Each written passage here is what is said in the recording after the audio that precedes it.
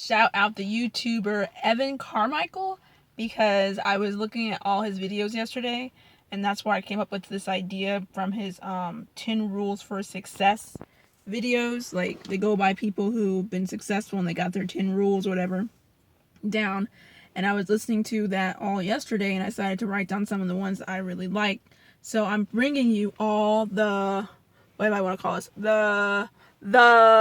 The quotes to live by challenge, where you give me 10 quotes to live by. You can leave them in the comment section, or you can post your own video. Now I know I do not have a lot of followers because I kind of fell off because I went to college and I was busy trying to write and trying to read and trying to shoot videos and trying to interview Mr. President. What do you think about coal?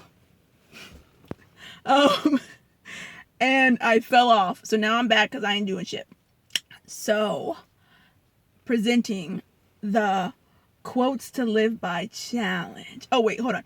The reason why I said that is because I don't know if this challenge will go far or not, but I just think it's fun, something to start. So let me start again. The quotes to live by challenge. So hot in this freaking car.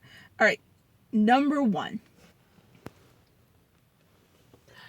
True desire in your heart for anything good is God's proof to you, sent beforehand, that it's already yours. That's Denzel Washington. Number 2. I made of something. I made of some good stuff. That's TD Chicks. Number 3. Be bold with your intelligence. That's Michelle Obama, and that is a good one, hunty, because I feel like, if you know the answer, don't pretend to be stupid. Do not pretend to be dumb. If you know the answer, raise your hand. Say, hey, teach, I got the answer right here. And I remember when I was in school, like middle school and high school, if I knew the answer to something, I would just be quiet. But when I got into college, I said, I know the answer. I'm sick of waiting around for people to raise their hands. And if I didn't know the answer, if I didn't get it right, I felt like my answer should be the answer.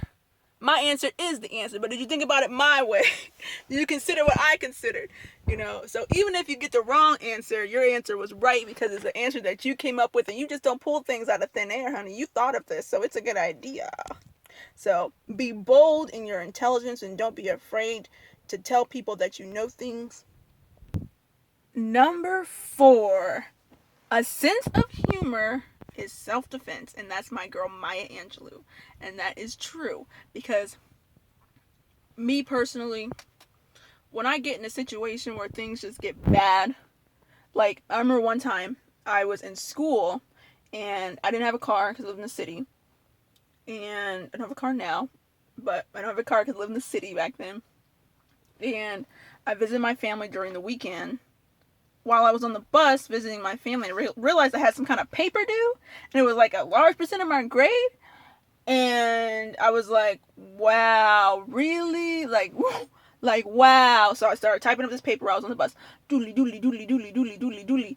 Mind you, this paper had I started typing up the beginning of it. I had to go to the courthouse because it was like a media law course. To the courthouse. I don't remember why I had to go to the courthouse, but I remember I had to go to the courthouse. I was wearing these stupid heels because I had to do a presentation on another class that started later. So I was wearing these heels because I was just gonna go to school. So I had to go to the courthouse, which was maybe 3 or 4 miles away from the train station, I think. And then I had to walk all the way back from the courthouse to do whatever I had to do with the courthouse. And it wasn't anything legal. I had to do something for school. It was right about the court or something I don't remember. But all I remember is that I was walking in them shoes and I had to walk very far and my feet were hurting so bad. My paper was about to be due in an hour. And it wasn't completely done. So I was at the courthouse, I was typing, and then after I was done typing, I had to go walk outside again, walk with my stupid heels on, and I got to the classroom, and the back of my heels were bleeding, And, I had to turn this paper in. I got an 85 on it, by the way, as well. I got an 85. And I was like, well, my 85 isn't bad for something you just realized it was due. But I was still irritated, and my feet were bleeding. And it was the same day. This is like the same day as like the election or something in Richmond. And so I left my, I couldn't find my ID. And so when I got to there to vote, they were like, oh, you can't vote because you don't have an ID. And I was like, oh, word. So then I had to go walk back home. Didn't vote that day because it was a bad day. My feet were bleeding. It was just the worst. But at some point during that day, I just started laughing like hysterically. I was just like cracking up because I was like, this is the worst. This is the worst day of my life. And I can barely remember it, by the way.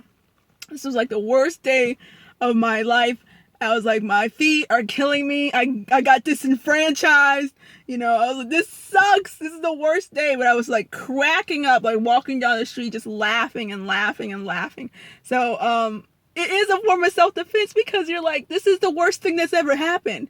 But all you can do is laugh because that's all the power that you have. You have no other type of power.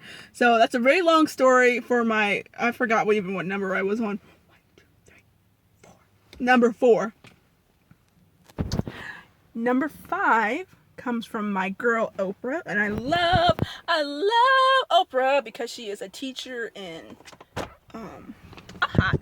she's a teacher in self-love, authenticity, and even the things that she's taught me hasn't always come out of her mouth.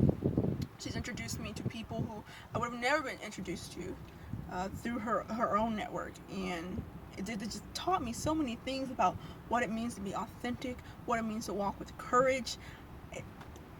It's just beautiful. It's beautiful, and I love Oprah.